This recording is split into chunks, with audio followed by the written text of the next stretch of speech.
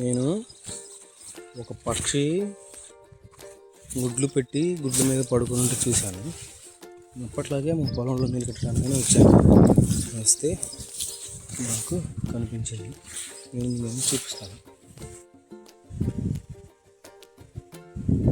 చూసారా, ఇక్కడ ఉంది, చాలా పెద్దగా ఉంది.